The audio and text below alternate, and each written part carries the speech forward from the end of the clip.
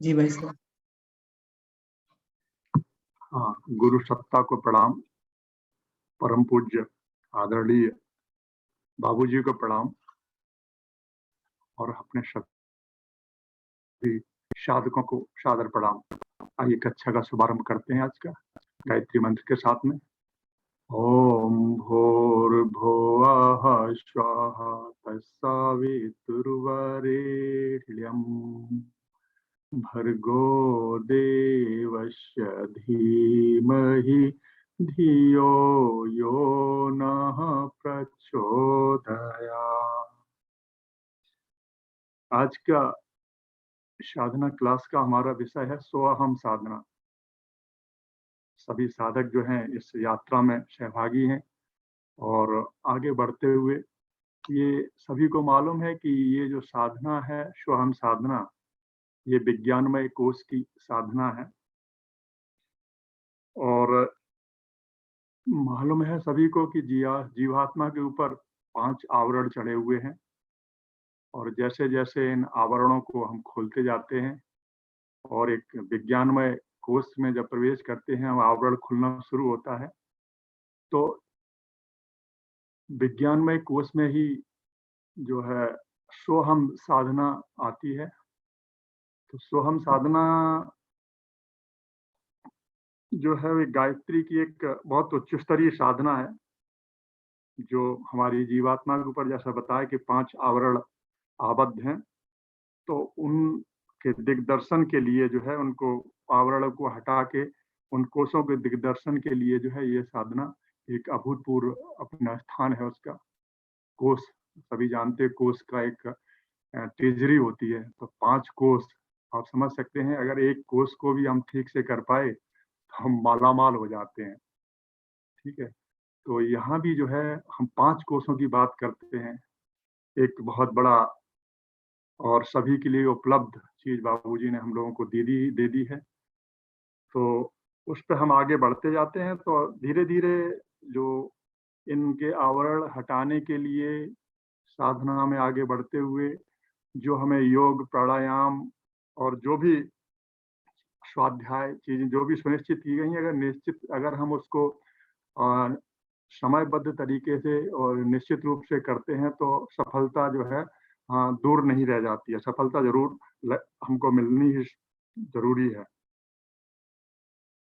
तो गायत्री कुंडली पंच कोशों का अनावरण यही सभी प्राण साधनाओं के पर्याय हैं और इन्हीं साधनाओं के अंतर्गत सोहम साधना को बहुत महत्वपूर्ण बताया है और इसे अजपा जप भी कहा गया है। सोहम साधना और इसे हंस योग साधना भी कहते हैं। प्राणायाम के 2 ही आधार होते हैं, एक श्वास प्रश्वास क्रिया का विशिष्ट विधि विधान द्वारा मंथन और उससे उत्पन्न चुंबकत्व का प्रचंड संकल्प शक्ति द्वारा प्राण चेतना को धारण करने का आकर्षण, मंथन और आकर्षण का समन्वय ही प्राण योग एक्चुअली कहलाता है। तो ये जो आधार दो बहुत सर्व सुलभ बाल सुलभ भी बताए हैं और उसको हम जीवन भर सांस लेते रहे और वायु के माध्यम से चलता रहा है। लेकिन जैसे प्राणायाम शब्द अपने आप में ही कहता है कि प्राणों को आयाम देना, ठीक है, और उसका आयाम कहाँ तक हो सकता है, गुरुजी ने बता दिया है कि आप जो है परम सत्ता परम लक्ष्य तक पा सकते हैं अगर उसको सही तरीके से क्रमबद्ध तरीके से करें।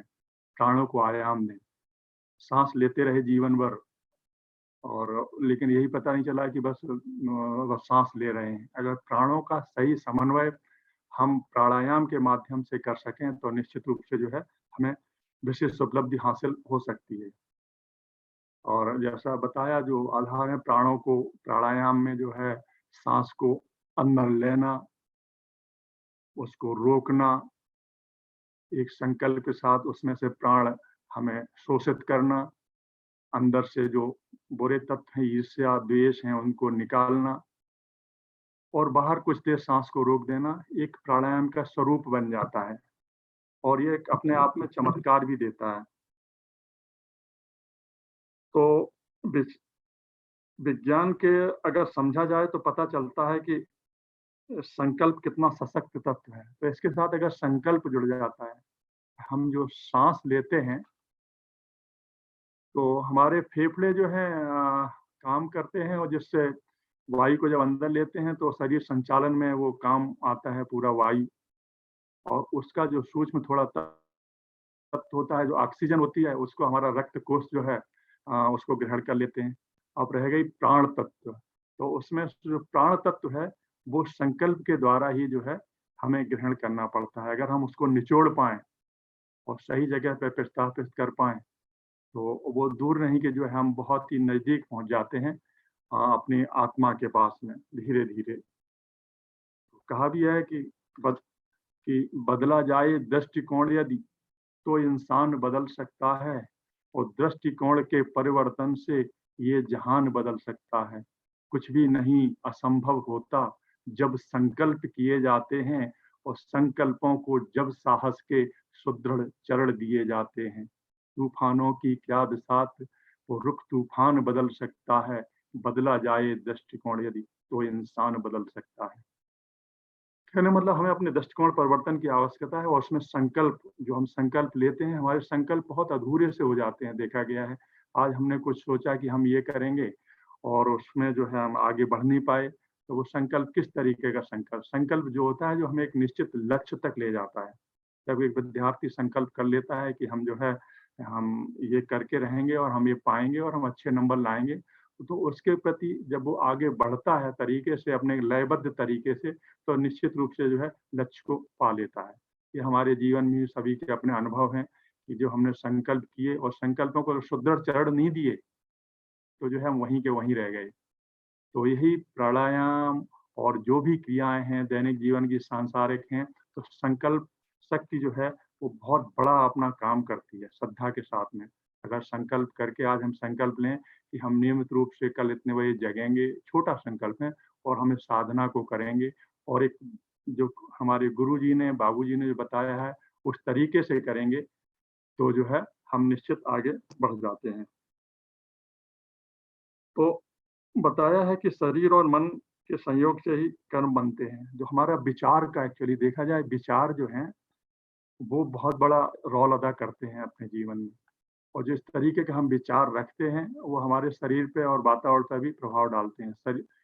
विचारों का स्पष्ट प्रभाव पड़ता है शरीर पे। ज़रा आप कुछ गलत बात सोच के देख लें, या कोई विचार, तो आप धीरे अगर अपने आप चिंतन करें, तो निश्चित रूप से हमें पता चलता है कि शारीरिक जो है परिवर्तन भी उसमें शामिल हो रहा है।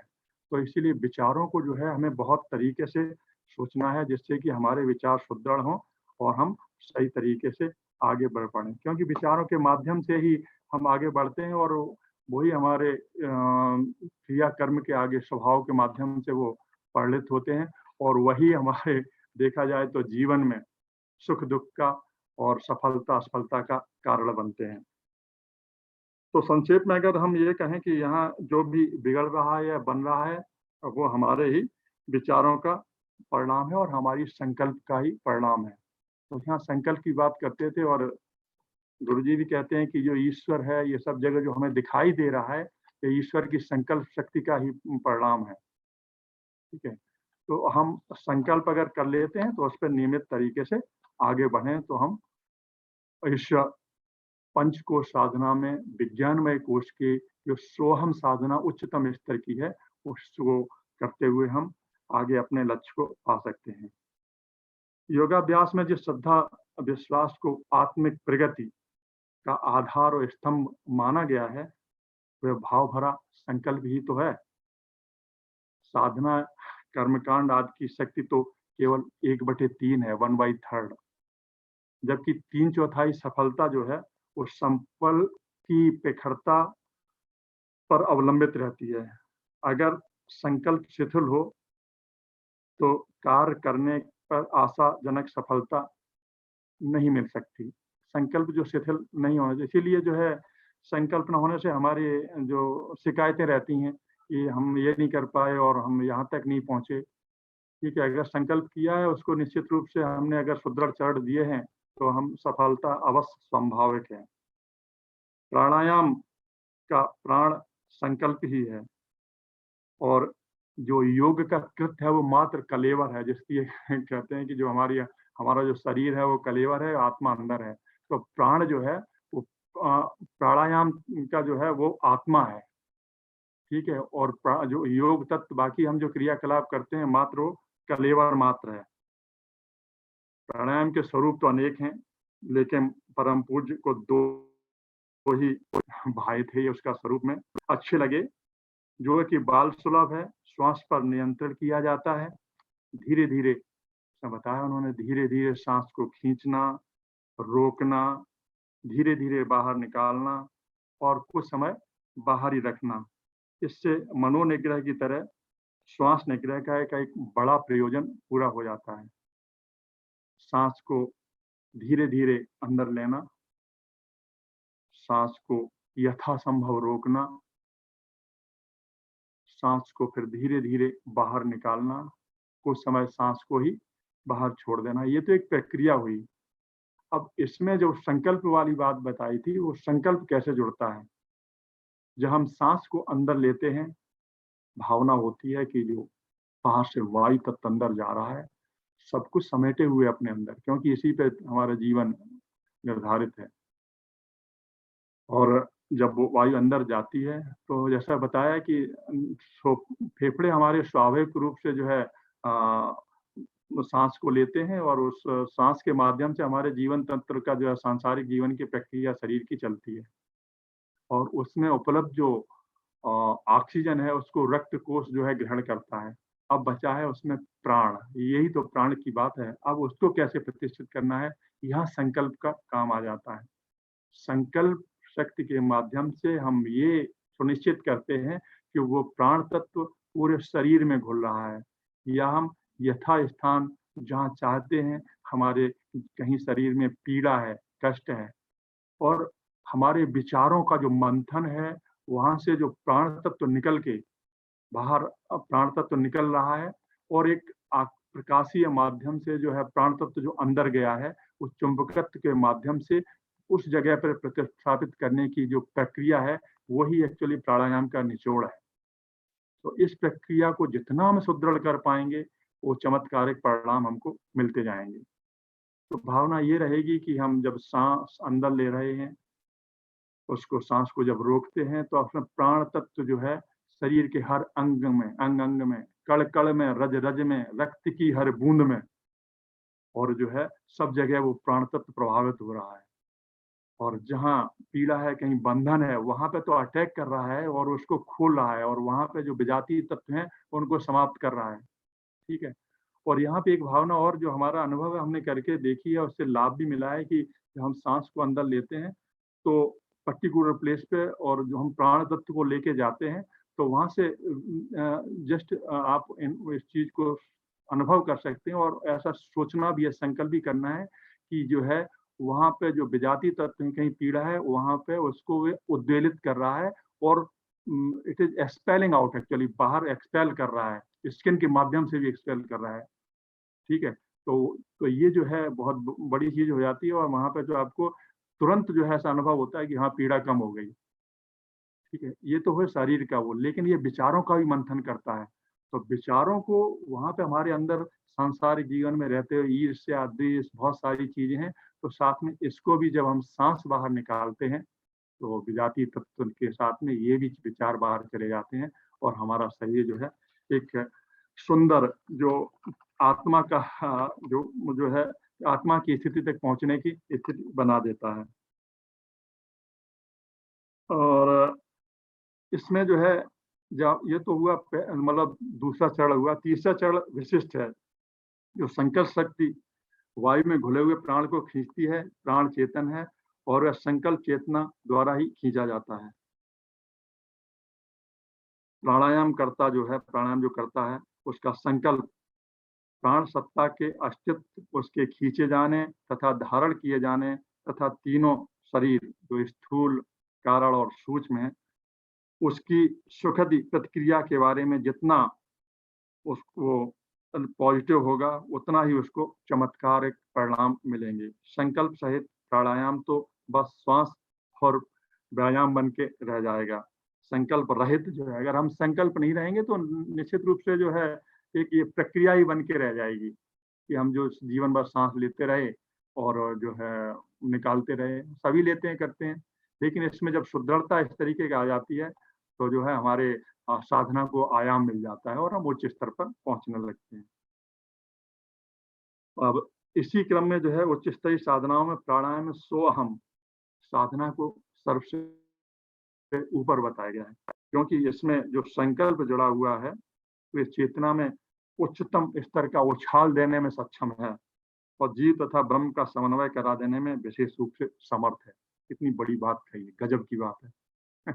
गुरुदेव को हम सामने लेके एक बैठे हैं, पढ़ के ही आपको बता रहे हैं, अनुभव भी कर रहे हैं। ठीक है, तो इसका जो है उच्च स्तरीय साधनाओं में जो प्राणायाम है, सोहम साधना बहुत महत्वपूर्ण है, उच्च स्थान रखती है और ये चेतना के उच्चतम स्थान तक आदमी को पहुंचा देती है और उस स्थान तक जहाँ पे जो है जीवात्मा आत्मा के समन्वय में के उस लक्ष्य तक हम लोग पहुंच जाते हैं।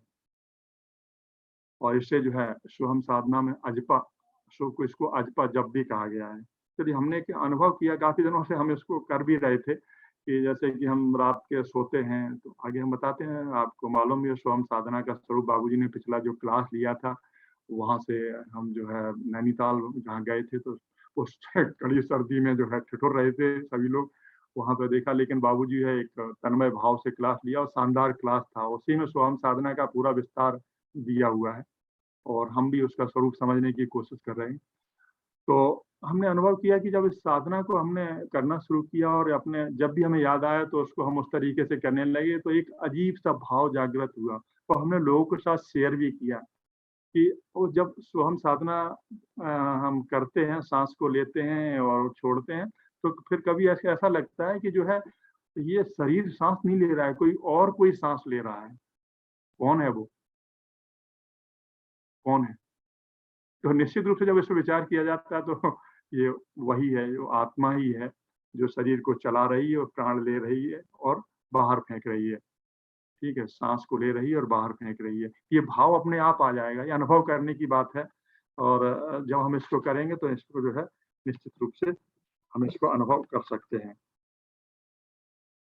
तो इसको अजपा जप भी कहा जाता है और मान्यता है कि अनुभव करने की बात है और श्वास अंदर लेते समय, जहाँ हम साँस अंदर लेते हैं तो सभी अनुभव कर सकते हैं, तो सा, सा की अनुभूति होती है। ठीक है? और इसे कैलोनियों द्वारा सुना नहीं जा सकता, अनुभव किया जा सकता है कि हाँ, सा की अनुभव वो जो है आवाज़ आ रही है। और जब साँस अंदर रुक जाती है तो बताते हैं जो अनुभव करो या कि वहाँ आ की अनुभूति होती है और बाहर निकलते तो हम।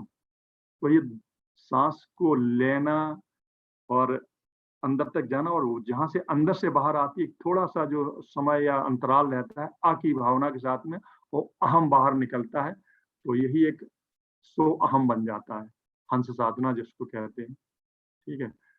तो ये सो मतलब आपको मालूम है, सो मतलब वह और अहम मैं हूँ। कौन है? मैं हूँ। ईश्वर आत्मा खुद कहती है कि मैं वही हूँ, जो परमात्मा है। आप अनुभव तो करो, सो अहम। साधना जो है, हंस साधना इसी पे आधारित है और इसको अगर हम प्राणायाम के रूप से करेंगे और संकल्प के रूप में करेंगे, तो इसका हमें परिणाम सुनिश्चित है।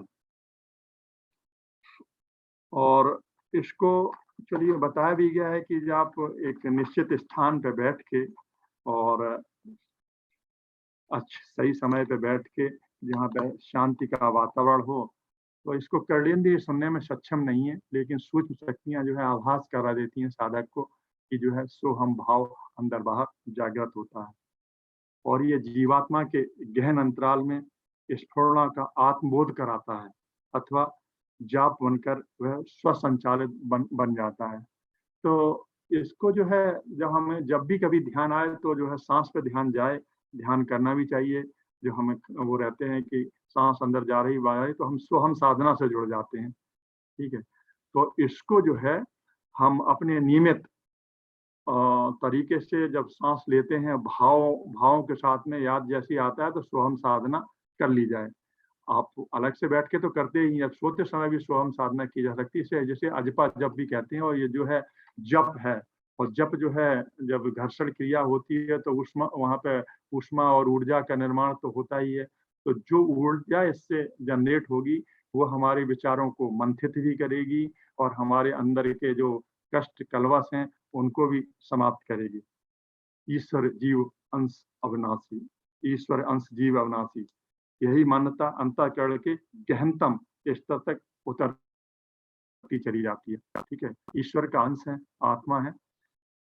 तो हमें जीवन में बहुत सारे काम करने पड़ते हैं और हम जब आत्मा का अनुभव करते हुए करते हैं तो वो शारीरिक कष्ट, सांसारिक कष्ट जो है हमें परेशान करने की स्थिति में नहीं रहते। बाधाएं आएंगी, चली जाएंगी, लेकिन उसको आपने अनुभव किया सांसारिक स्तर पे तो जो है परेशानियां और बढ़ती चली जाएंगी।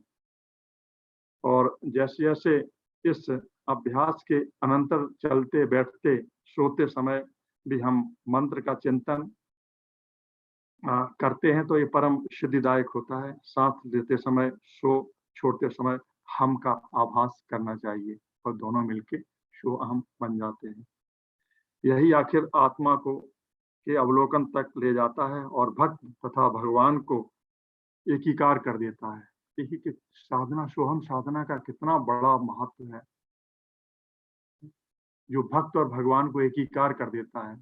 वो बार बार ये हमें जो है आभास दिलाती है, दिन रात दिलाती है, लेकिन जीवन भर हम जान ही नहीं पाए कि क्या है। वो बार कहती मैं वही हूँ, मैं वही हूँ। कौन? आत्मा कहती मैं वही हूँ, परम तत्व हूँ, मुझे पहचानो।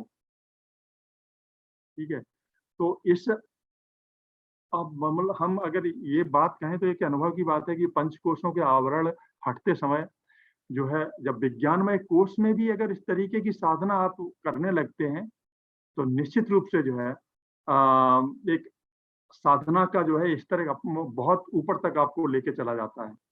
विचारों में जो बदलाव आते हैं वो जो है आपको अपने आप में एक अलग सी फीलिंग देंगे और आपको लगेगा हाँ कि हम कुछ बहुत बेहतर जीवन जी रहे हैं और आगे के आपने क्रियाकलाप भी जो है उसी स्तर के जो है उच्च स्तर के होते चले जाते हैं।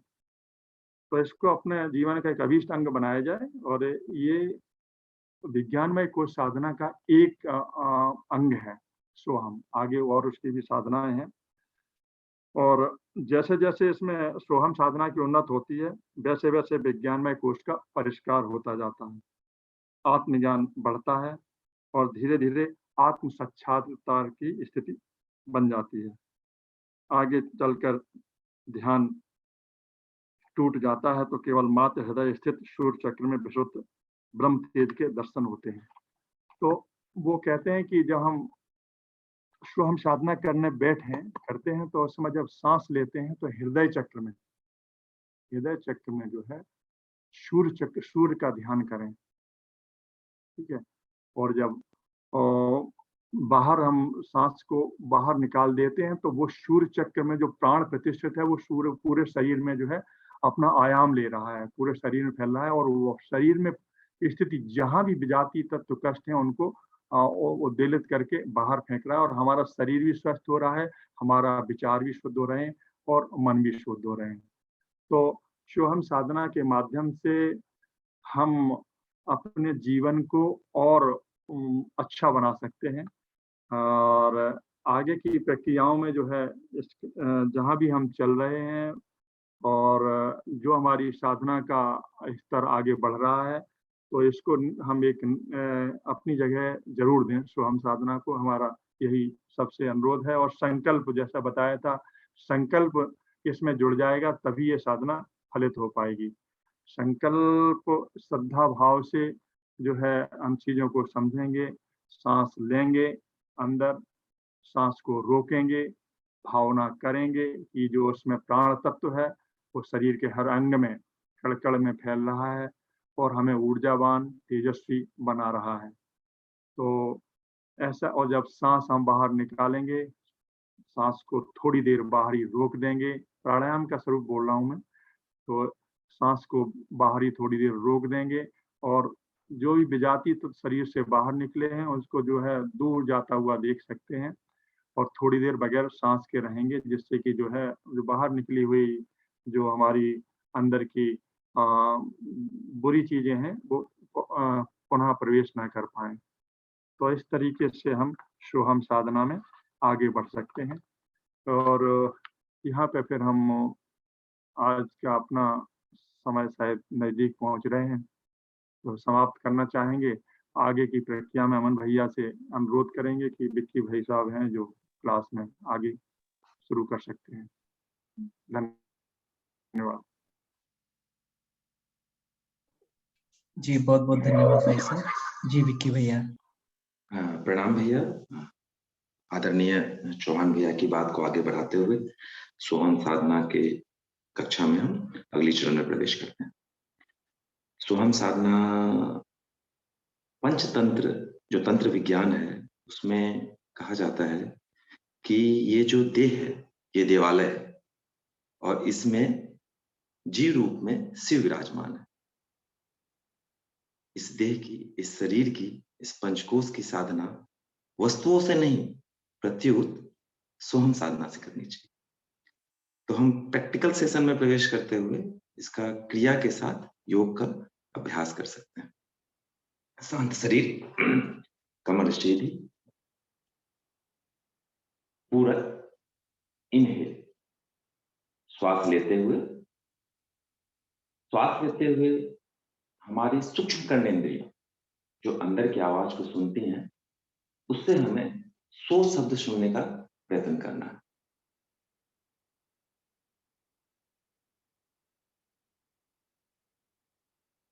सांस की गति मंद होगी। स अर्थात परमात्मा, ब्रह्म का प्रकाश, उत्कृष्ट चिंतन, आदर्श चरित्र, शालीन व्यवहार के रूप में हमारे अंदर प्रतिस्थापित हो रहा है।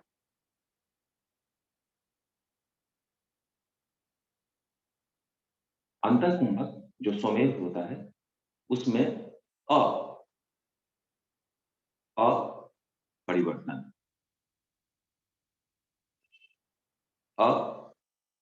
प्रकृति का प्रतिनिधि, शिव जीव में आते हैं जिसे हम जानते हैं ये पंचकर्म विद्या जो पंच महाभूत से शिव भाव का जीव भाव में रूपांतरण होता है उस प्रकृति के बीच से गुजर। रेचक हम जीव भाव क्या है? मूलतः हम देखें तो जीव भाव को हम 3 चरणों में बांट सकते हैं। अगर हमारी आसक्ति पदार्थगत हो तो लोभ, संबंधगत हो तो मोह, मान्यताओं से हो तो अहंकार। तो हम भाव में हम इस भाव को, इस विचार क्रम को ले सकते हैं कि लोभ, मोह, अहंकार, वासना, तृष्णा, अहंता, इसको छोड़ना है, इसका रूपांतरण करना है। देन बाह्य कुंभक स्वमेव लगता है। उस बाह्य कुंभक में जीव भाव को हमने छोड़ा शिव भाव में, जीव का रूपांतरण शिव में। बाबूजी के कक्षा में एक आदर्श वाक्य मिला जिसमें सोहम साधना में मुझे काफी मदद मिली है। वो है जब हम सांस लेते हैं तो शिवो जीव, शिव ही जीव, और जब उसका रूपांतरण की बात आती है तो जीवा शिव, जीव ही शिव है, जीवा शिव, जीव ही शिव है, शिवो जीव, शिव ही जीव है, सजीव केवल शिव, वह जीव विशुद्ध रूप से शिव ही है। अब यहाँ सोहम साधना के रूप में जो अभ्यास किया, अनुभव किया, उसमें यह समझ में आता है कि सोहम साधना में 3 महाकाल निकृष्ट हो रहे, त्रैत है, और इस त्रैत को हमें अद्वैत तक ले जाना है। तो हम इस साधना के चरण में देखें, स हम, स परमात्मा, परमात्मा चित्त का प्रतिनिधि, और प्रकृति का प्रतिनिधि, और हम जीव चेतना का। जब वो मैं की मान्यता ले लिया, अहंता आ गया, उसी को आगे चरणों में लोभ, मोह, अहंकार, वासना, तृष्णा, अहंता, तो ये जीव चेतना। तो सबसे पहले शिव और जीव, इसके बीच का जो क्रम है वो प्रकृति। रूपांतरण। और इस रूपांतरण के लिए क्रिया योग का जो हमें सबसे बढ़िया साधना टूल्स दिया गया है वो है पंचतन मात्राएं। ये जो पंचतन मात्राएं हैं, शब्द, रूप, रस, गंध और स्पर्श, इसी चीज से हम प्रकृति से बंधे हुए हैं। यही चीज है जो हमें प्रकृति से बांधे रखती है, जिसको हम एक आसक्ति के तौर पे लेते हैं। तो साधना के चरण में, सोहम साधना के चरण में सबसे पहले हमें इन प्रपंचों का लय करना पड़ता है, प्रलय करना पड़ता है। विगत कक्षाओं में जो उपनिषद की कक्षाएं चली हैं उसमें इस पे बहुत जो पाशुपत आया, उसके पहले आया, तशिकु आया, सब में ये पंच तन मात्राओं की जो है का प्रलय, मतलब इनकी साम्यावस्था, तीन तक तीन भुंजिता वाली बात है। तो इसमें एक मुझे और क्या होता है ना, सोहम साधना जब भी हम साधना करते हैं तो सोहम साधना में आदरणीय अनिरुद्ध चौहान भैया जी ने प्राणायाम, ये शुरुआत होती है प्राणायाम से, बट इसको एक अलग देने का जो वो मेन मुख्य वजह यह क्या है, क्योंकि जब हम इस प्रगति पत्र पे आगे बढ़ते हैं तो सांसों पे ध्यान देने का क्रम छूट जाता है और केवल केवल जो है ब्रह्म प्रकाश रह जाता है। प्राणायाम से उच्च स्तरीय ध्यान योग और ध्यान योग से समाधि तक ले जाने की यात्रा। अब प्राणायाम का बहुत फायदा है, क्योंकि प्राणायाम जो है एकादश रुद्र है, 10 मतलब जो रुद्र रूप में महाप्राण हमारे अंदर है, तो सबसे पहले हम संकल्प शक्ति से उस महाप्राण को अपने अंदर खींचते हैं, उसको धारण करते हैं, आकर्षण, धारण, देन विनियोग। अब उसमें विचारों का क्रम कैसे बनता है कि सर्वप्रथम जब हम संकल्प शक्ति को बनाते हैं तो उस समय हमारे विचार चलते हैं, और हमारे विचार को प्रभावित करने वाला कौन है, तो सबसे पहले प्रकृति। जो शब्द हमें,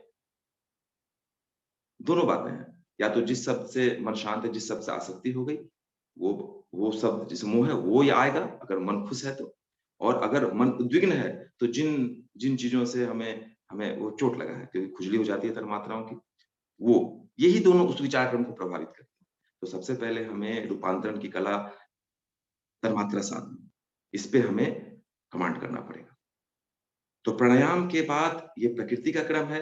देन जब हम सांस पे ध्यान एकत्रित करते हैं तो हमारी एकाग्रता से होती है, और चेतनात्मक आयाम लेने के लिए एकाग्रता का बहुत है। सोहम साधना अपने में प्राणायाम, ध्यान योग और समाधि तक की। अब इसमें जो नाद योग, इसमें नाद योग भी समाहित है, क्योंकि जब आहत वो होता है जिसमें हम किसी चीज पे चोट करते हैं, उससे अनाहत जो स्वयं चलता है। तो इसको अजपा जप भी इसीलिए कहते हैं क्योंकि जीव निरंतर हंस हंस की ध्वनि करता रहता है। स हंस, उसी को उल्टा कीजिए, मैं हूं वो मैं हूं, हंस अजपा जप। हम रात में सो भी रहे होते तो भी तो हम सांस ले ही रहे होते। तो नित्य प्राणी हंस हंस जपता रहता है, और इस हंस जप के माध्यम से परमात्मा मैंने हमारे अंदर वो बीज डाला है जो हमें हमारा स्व का बोधत्व करवाता है कि वास्तविक में हम हैं क्या, वास्तविक में हम क्या हैं। वो जो प्राण है, वो जो ब्रह्म तेज है, वो निरंतर हंस हंस जपता रह रहा है कि मैं वही। अब उसमें क्या होता है, हमारा जो पंचकोश अपरिष्कृत हो जाता है। अपरिष्कृत होने का मुख्य वजह है आसक्ति। आसक्ति जो है, हमारी कामनाएं, भावनाएं, आकांक्षाएं तुच्छ होती चली जाती है।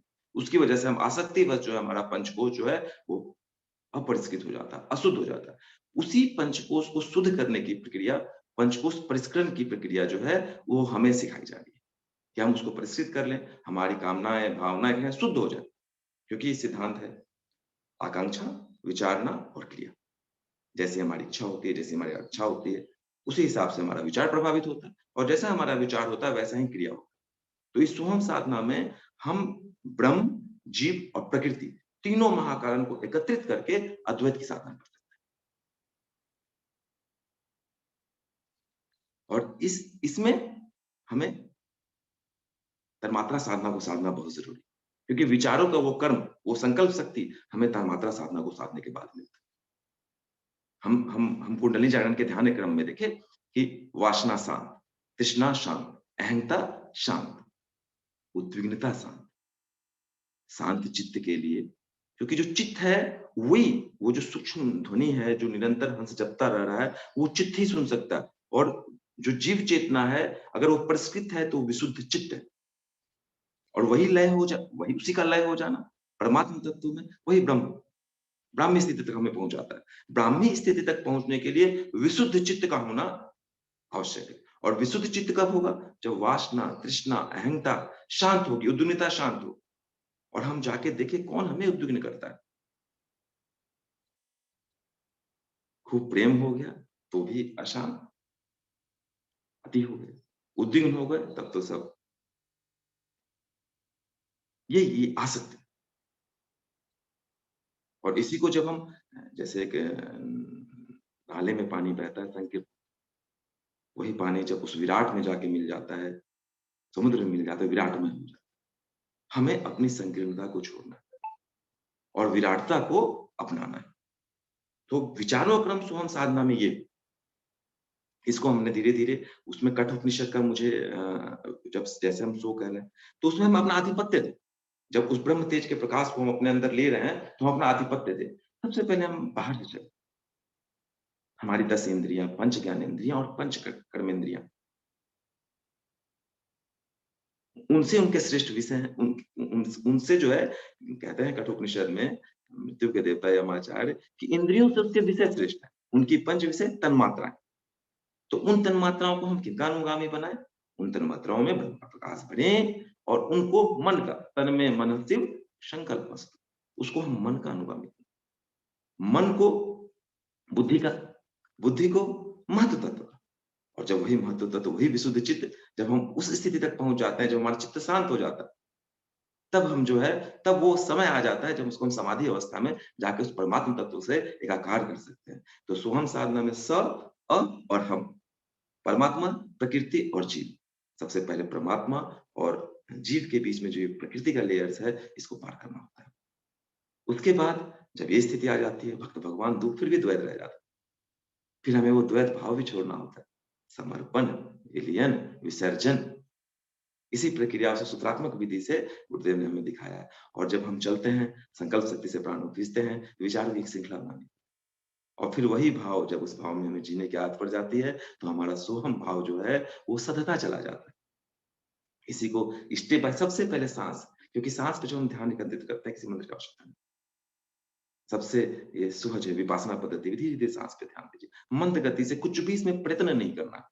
सोहम साधना की एक खास विशेषता है कि ये स्वतः होने वाला जाप, हंसो हंस जीव जप रहा है, इसमें हमें कहीं से प्रयत्न नहीं करना। तो कहीं भी हम शांत अवस्था में, शांत चित्त होके, अगर सीधे बैठने में परेशानी है तो लेट के या पीछे से कोई से मसरंद का सहारा ले लें, जिस स्थिति में हमारा शरीर शांत, धीरे धीरे अपने जो मंद गति से सांस चल रही है, उस पे स्व पे ध्यान दे, संकल्प शक्ति से प्राण शक्ति को खींचे, ब्रह्म के प्रकाश को खींचे, तत्सवितुर्वरेण्यम।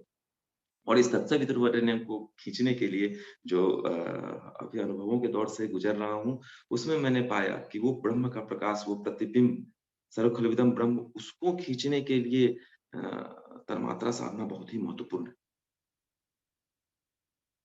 शब्द रूप रस, ये शब्द रूप रस गंध स्पर्श साधना की ही परिपक्वता आनंदमय कोष में नाद बिंदु और कला साधना के रूप में परिपक्व होती चली जाती है। इसी का आयाम है जो सोहम प्राणायाम है। सोहम, और आप हम प्राणमय कोष में प्राणायाम के तौर पे करते हैं, यही विज्ञानमय कोष की जाने, विज्ञानमय कोष में ये सोहम साधना के रूप में। तो जैसे जैसे प्रगति पथ पे साधक अग्रसर होते चले जाते हैं, तब ये सांसों पे ध्यान देने का क्रम छूटता है। सांस छूट जाते हैं और रह जाते हैं केवल ब्रह्म, वो आत्मा का तेजोमय स्फुलिंग। तो इसमें गायत्री महाविज्ञान में गुरुदेव ने हमें मार्गदर्शन दिया कि हृदय चक्र में स्थित आत्मा के तेजोमय स्फुलिंग। इसमें अनुभव क्रम में कक्षा में बाबूजी के पता चला कि एक-एक सेल्स में एक-एक कितने हैं ब्रह्म। तो आत्मा का तेजोमय स्फुलिंग, अब चूंकि भावना से जो चेतनात्मक है वो भावना से शुरू होता है, तो मुझे लगा अच्छा हृदय चक्र भावनाओं का केंद्र है, इसलिए इसको स्थान दिया गया। अब किसी को हृदय चक्र में दिखता है तो यहाँ कर ले, किसी को आज्ञा चक्र में दिखता है तो यहाँ कर ले, किसी को सहस्रार में दिखता है यहाँ कर ले, जहां से हमारी सायुज्यता बन पाती है, क्योंकि वो तो कन-कन में है। अगर कन-कन में नहीं होते, वो हर एक शब्द, हर एक रूप, हर एक रस, हर एक गंध, हर एक स्पर्श, हर जगह वो है सर्वखलविदं ब्रह्म। बस हमें वो अनुभूति का, हमारे ऊपर जो मतलब ये वासना, तृष्णा, अहंता, इसका जो कवर है, इसका जो मैल है, उनको हटाना होगा। मन के मैल को हटाना होगा। और उस क्रम में तंत्र विज्ञान और उपनिषद की जो बातें हैं वो बहुत बहुत एक अघोर शब्द आया था त्रिशिखी ब्राह्मण उपनिषद में, उसमें इतना बढ़िया बाबूजी का मिला कि अघोर क्या होता है। तो कि त्रिगुणातीत, बचपन से नहीं समझ पाया था कि अघोर क्या है। और उसके बाद जो शिव का चारित्रिक विवेचन है उसमें बहुत आस्था मजबूत होती चली गई, बहुत मजबूत होती चली गई कि अरे वाह, कमाल का है। एक मंत्र है रुद्र का, रुद्र रुद्र शिव शंकर प्रलयंकर भूतनाथ महादेव अघोरा अभयंकर। तब समझ में आया कि प्रलयंकर क्या है। पहले प्रलय का मतलब समझता था कि कुछ तांडव होता है, पूरा सृष्टि का विनाश होता है। प्रलय तो था जो ये इंद्रियों की खुजली थी, ये जो पंच महाभूत, भूतनाथ, पंचों भूतों के जो नाथ हैं, भूतनाथ, वो सब जगह अपनी स्थिति को बता दें, यही प्रलयंकर है कि मेरे अतिरिक्त कुछ है ही नहीं। रुद्र ये महाप्राण, इसी से अभी इस शरीर में प्राण है, मैं बोल रहा हूँ अभी निकल जाएगा, कहानी खत्म। क्या कृति है, ये जो मैं की जितनी भी मान्यताएं हैं सब समाप्त। एक रुद्र है, महारुद्र प्रलयंकर, भूतनाथ, पंचभूतों का ही सारा ये पसारा अघोरा। पता चला कि मंत्र के अंदर कितना लगता था कि ये प्रलयकारी विनाशकारी, लेकिन पता चला उसके अंदर ऐसा कोई प्रलयकारी विनाशकारी ऐसा कुछ भी नहीं है। उसके अंदर तो बहुत गहन आत्मीयता है, ममत्व है। और तंत्र विज्ञान की वो बात समझ में आ गई कि क्यों कहते हैं कि देह देवालय है, जो है क्या कहते हैं शिव ही जीव रूप में, ये सब श्री कृष्ण हो सकते हैं, हनुमान हो सकते हैं, कोई वो शब्दों की अपनी अपनी महिमा है। बात है साधुता बिठाने की, और इसकी साधना, पंचकोश की साधना वस्तुओं से नहीं, सुहंस साधना, क्योंकि हंस निरंतर जप रहा है। उन्होंने परमात्मा ने अपने बच्चों के बीच, स्वरांश के बीच वो डाल दिया है जो निरंतर हंस हंस जप रहा है। तो आत्मबोध और तत्वबोध दोनों को कराने, मतलब दोनों कराने, सोहम साधना में दोनों समाहित है। मैं वह हूँ, और इसमें तीन को, पहले प्रकृति के लेयर्स को पार करना है, फिर भक्त भाव को मिटाना है, और फिर उस भगवान जी के साथ हमें साझुता स्थापित कर ली। इन तीन चरणों में अभी तक से मैं इसको थोड़ा बहुत समझ पाया। और सोहम साधना का जो प्रैक्टिकल है उसको करने का, जब भी, जैसे जब लोकाचार में हूँ तो उस समय जो हमारा ये कॉन्शियस माइंड है जो जागृत है, उसको सचेत रखना पड़ता है। लेकिन जब भी मौका ऐसा मिलता है कि कॉन्शियस माइंड को सुलाना है, अनवॉलंटरीली जब क्रियाएं हो रही हैं, उस समय जहां चेतना जगी, इसका अभ्यास में कर लेता। रात को सोते सोते, सोने के समय ही जाते हुए, तत्वबोध करते हुए। सो मैंने इसके प्रैक्टिकल को देखा है। कभी ऐसा हो कि शब्द, रूप, रस, गंध और स्पर्श आपको परेशान कर रहे हैं, या आप उसमें अनासक्त होना चाह रहे हैं, उस समय सांसों पे ध्यान केंद्रित कीजिए। और उसमें अगर परमात्मा होते तो क्या करते उस समय? हम दशावतारम, हम अवतारों क्रम को देखें तो क्या परमात्मा किसी रूप से बंधे हैं या किसी खास कल्चर? कहीं नहीं बंधे वो। एक वामन अवतार छोटे में भी होते हैं, तो 8 अंगों से टकरे अष्टावक्र में भी वो ज्ञान के रूप में देखते हैं। और अष्टावक्र गीता मैंने एक बार पढ़ने की कोशिश की तो पता चला कि ज्ञान का कितना मतलब क्या थे, क्या हैं। देह थे तो शरीर था, है तो वो आज भी हमारे बीच। तो वही वामन देव जब अपना विराट स्वरूप लेते हैं तो 3 डेग में सारी वो, तो ये रामावतार में आदर्शों की मर्यादा को रखते हैं, तो कृष्णावतार में योगेश्वर बन जाते हैं। कभी शुक्र अवतार में आते हैं तो कभी कच्छप अवतार में आते हैं। उद्देश्य क्या था? बस उद्देश्य तक ही बात रह जाती है, वो किसी भी क्रियाओं से नहीं बने। तो हमारा ब्रह्म क्या करे लोकाचार? तो जब भी कुछ ऐसी आती है तो उस ब्रह्म के प्रकाश को आदर्शों के क्रम में खींचने का प्रयत्न करता हूँ कि इस जगह ब्रह्म होते तो क्या करते। और इस जर्नी में जो मददगार साबित हुआ वो बाबू जी की प्रेरणा से पढ़ा गया उपनिषद। यहाँ उपनिषदकार होते तो क्या करते? क्योंकि कितना भी ज्ञान हो, भारवाही जो ज्ञान अनुभव में नहीं आया, वो भारवाही गधे के समान हो जाता है, ये अनुभव किया मैंने। वो कहीं न कहीं मान्यताओं में बाँध देता है। तो ज्ञान की सार्थकता, ज्ञान एक्चुअली ज्ञान स्वयं में ही सार्थक है। ये जानकारी में कहूँ, मैं जानकारी शब्द कहूँगा, क्योंकि ज्ञान तो अपने आप में ही सार्थक होता है। जानकारी जब अनुभव के कर्म की प्रयोगशाला से गुजर के अनुभव में परिणित हो जाती है, तब जाके वो कहीं जब वो अंतः अंतः स्फुरना से आती है, तो ज्ञान में परिणत होती है। तो बाकी जानकारी हम पढ़ता रहूँ, वो भारवाही हो जाता है कहीं न कहीं।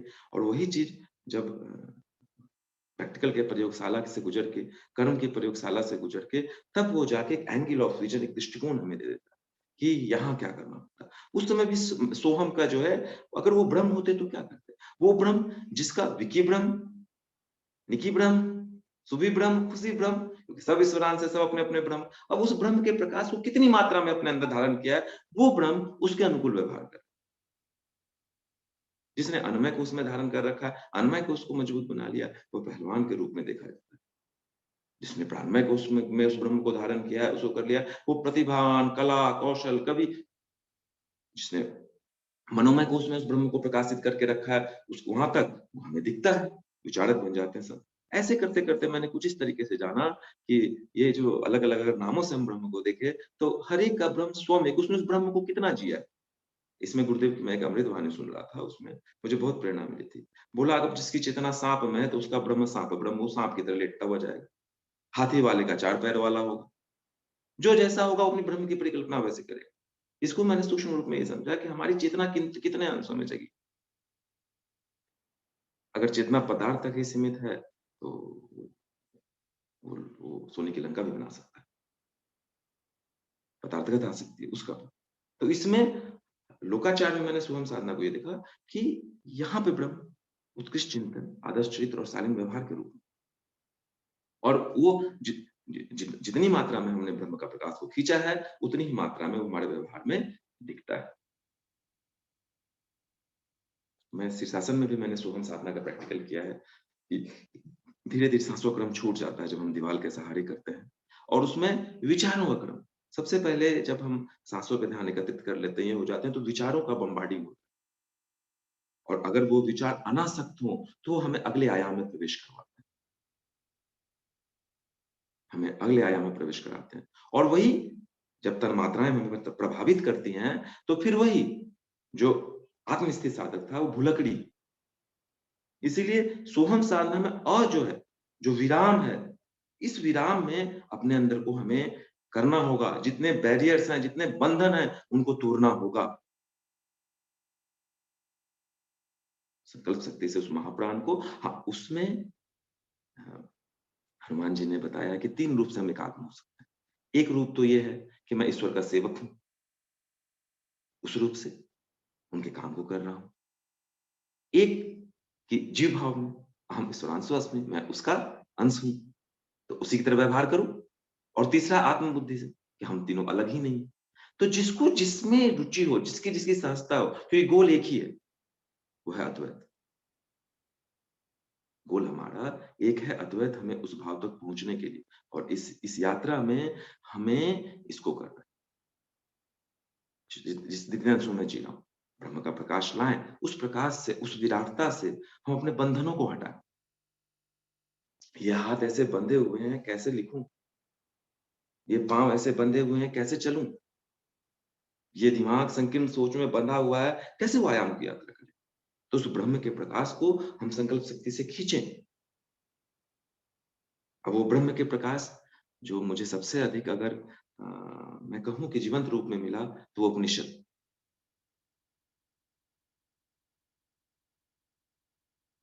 क्योंकि मनोमय कोश से मन का जो भोजन है वो विचार है। मन की यात्रा ही संकल्प विकल्प से शुरू होती है, और उस विचारों को प्रभावित करने वाला स्वाध्याय स्वाध्याय की विधा अध्ययन से शुरू होती है, और वो अध्ययन बुक से ही नहीं होती है, आँखों से भी। पंच ज्ञानेंद्रियाँ हमें इसीलिए दी गई कि हम अध्ययन करें। और जब हमने ब्रह्म के प्रकाश को, उपनिषद को लिया, उसके प्रकाश को धारण किया, अब आकर्षण कितना होगा? हम जितनी गहराई में जाएंगे, जितनी गहराई में जाएंगे उतना ही उसका आकर्षण होगा, और आकर्षण के बाद धारण और विनियोग, चिंतन उत्कृष्ट हो गया हमारा, बहुत बढ़िया। अब क्या वो चिंतन हमारे, सत्य बोलना अच्छी बात है, हम कितना सत्य बोलते हैं, अनुशासनबद्ध रहना अच्छी बात है, हम कितना अनुशासनबद्ध है, और ये सारी चीज अपने अंदर ही है, मन से ही संसार है, और प्रकृति के जो बैरियर्स हैं उसको पार करना है तो मनोमय कोश, मन से ही संसार है, मनोमय संसार है। ये मन पता नहीं कितनी सृष्टि की रचना करता है। कितनी बार तो ऐसा ही होती है कि समस्याएं रियल में उतनी होती भी नहीं जितनी हम इमेजिनेशन कर लेते। घर में अगर अच्छा भोजन बन रहा हो तो कितनी बार कल्पना मात्र से रोमांच बढ़ जाता है। कभी परिजनों से दूर हो या जिनसे हमें मिलने पे हमारे रोम रोम में पुलकन होता है, अगर उनसे मिलने की बात हो तो मीलों दूर, कोसों दूर ये शरीर उस आत्मा मतलब आनंद को जो है अनुभूत करता है। तो जब विषयों के आनंद में अगर ऐसी पुलकन होती हो तो उस परम पिता परमात्मा से मिलन में अथाह आनंद क्यों ना हो? जो परिवर्तनशील है, अगर उसकी आनंद की अनुभूति होती है, तो उस विराट ब्रह्म में कितना आनंद होगा, कितना पुलकन होगा, कितना क्या होगा? और ब्रह्म को परिभाषा में क्या बांधे? क्योंकि वो तो अपनी ही परिभाषाएँ बदलता है। अनुभव किया है इस चीज़ को मैंने। जब भी जिस चीज़ से बंधा हूँ, अगले ही क्षण उस चीज़ को उसने काटा है। जब भी जिस चीज़ से बंधा हूँ, अगले क्षण उसी को उन्होंने काटा है। इसलिए मलयालम में कहते हैं थैंक्स टू सेल्फ। वो बांधे नहीं बंधता, क्योंकि वो बंधनहीन है। तो बात हमारे चेतना से शुरू होती है और लोग आत्मबोध से शुरू होती है, तब तो बोध पे खत्म होती है। क्योंकि अगर हमने अपने आप को सही आत्मबोध में जाना है, तो हमारे तत्वों जो 25 तत्व खेल रहे हैं, इनसे परिलक्षित होता है वो। और तब जाके एक जो होता है ना कि जब ब्राह्मी अवस्था में साधक मौन हो जाता है, वो मौन 2 बातें हैं, 2 बातें हमारे जीवन क्रम में कि ये चीज़ युक्ति संगत है, ये नीति परक है, अनीति परक है, लोकाचार। तो मैंने कुछ ये पाया कि जिस दिन ये बात आ जाए कि नीति परक पे यस, यस बोलने के बाद कुछ और शब्द की जरूरत ना पड़े, न अंदर न बाहर। अगर लगता है ये युक्ति संगत नहीं है, अनीति परक है, नो, नो बोलने के बाद क्यों ना इसकी सफाई देने की जरूरत ना पड़े, न अंदर न बाहर। तब जाके मुझे लगता है कहीं मेरी वो स्थिति आ पाएगी कि मैं कह सकता हूँ कि मेरी वासना शांत है, मेरी तृष्णा शांत है, मेरी अहंता शांत है, मेरी उद्विग्नता शांत है। मैंने आसक्ति पे विजय पा ली है। क्योंकि सबका जिसने जितनी मात्रा में ब्रह्म को धारण किया है, ब्रह्म के प्रकाश को धारण किया है, वो उतनी ही मात्रा में अपने आप को परिलक्षित कर रहा है। और हमारा ब्रह्म, हमारे अंदर ब्रह्म अपने प्रकाश को परिलक्षित कर रहा है। तो 2 तरह की बातें समझ में आए। वो ब्रह्म अब खुद को ही कृष्ण कृष्ण को खुद क्यों मार रहे हैं, जो स्थूल रूप से हमें दिखता है? क्या जरूरत थी? एक श्रवण कुमार पिता अगर आदर्श हो तो वो कांधे पे लिए घूमते, एक प्रहलाद स्थूल रूप से पिता के देहांत का कारण बनता। क्या उस ब्रह्म को किसी परिभाषा में बांधा जा सकता? गीता में अर्जुन को शस्त्र उठाने के लिए ब्रह्म का प्रकाश बोलता है, और जब नहीं उठाते तो नपुंसक तक कह देते हैं। वही परमात्मा ब्रह्म का प्रकाश अशोक को अहिंसा परमो धर्म सिखाता। उद्देश्य क्या था? और शिक्षण क्रम में बाबूजी की 2 बातें समझ में आई। एक, स्व को जानना, मैं कौन हूँ, मैं क्या हूँ, मेरे जीवन का उद्देश्य क्यों आया हूँ, क्या है मेरी जर्नी, क्या है मेरी यात्रा, मैं कौन हूँ, मैं कौन, आत्मबोध।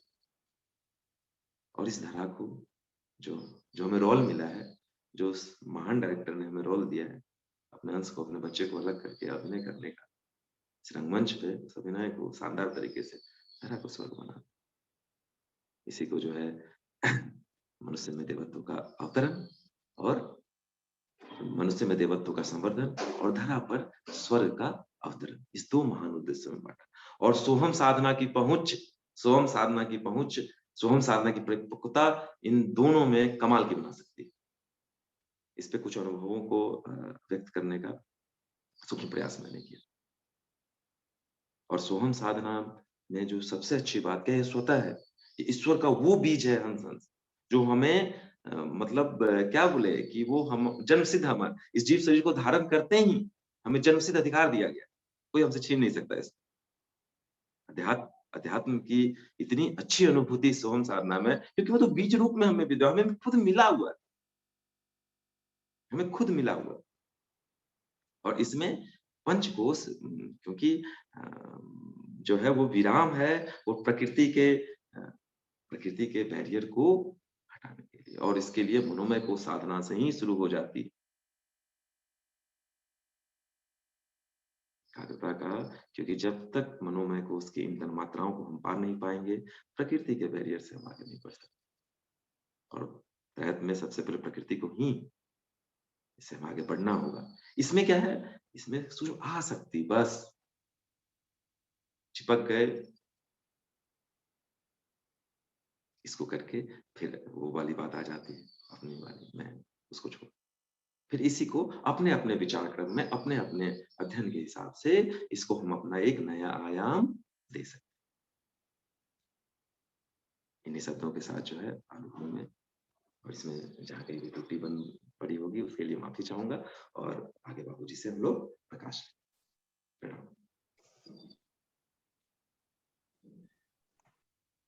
जी बहुत बहुत धन्यवाद भाई साहब। अपने अपने अनुभव से हम सभी लोगों को सोहम साधना की एक बहुत ही प्रेरणादायक दिशाधारा दी। तो बाबूजी से निवेदन है कि जी अब बाबूजी का आशीर्वाद हमें प्राप्त हो, और कुछ क्वेश्चन अगर बनते हो, प्रश्न बनते हो तो अपने चैट में पोस्ट करते जाएंगे या हैंड रेज कर दें।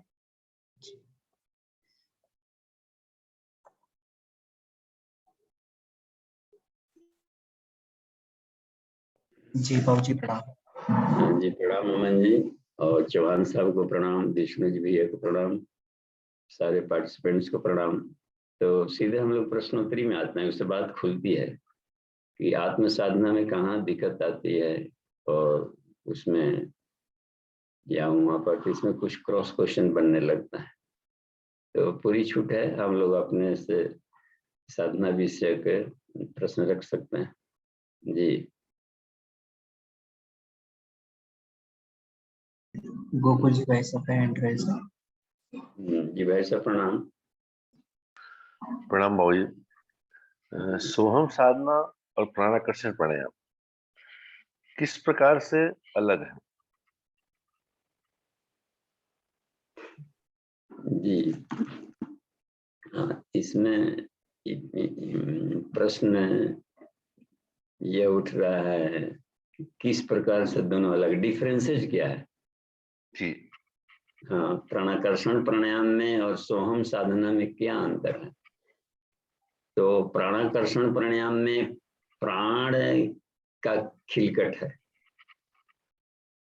प्राण तत्व की इसमें खूबी लेना है कि शरीर में कहाँ कहाँ पर प्राण की कमी है। जहाँ प्राण की कमी होती है वहाँ रोग होगा, उसमें डिफिशियंसी आ जाएगी। आंखों में प्राण एक विद्युत है जिसको जय विद्युत कहा जाता है। इलेक्ट्रिक पार्टिकल्स के रूप में भी सूक्ष्म उसकी इकाइयां होती हैं। सूर्य भी प्राण के फोटॉन्स के रूप में प्राणों की वर्षा करते रहते हैं। हम लोग जब करते हैं तो भी अवरा से प्राण निकलने लगता है, जनरेटर का काम करता है बड़ी। तो प्राण को बढ़ा सकते हैं, पैदा कर सकते हैं, घटा सकते हैं। सारी सृष्टि को उत्पन्न करने के लिए ईश्वर ने एक तत्व बनाया, प्राण एक तत्व है, ठीक है। इसमें तो वो जीवात्माएं चाहे तो उसका उपयोग कर सकते हैं जब जरूरत पड़े।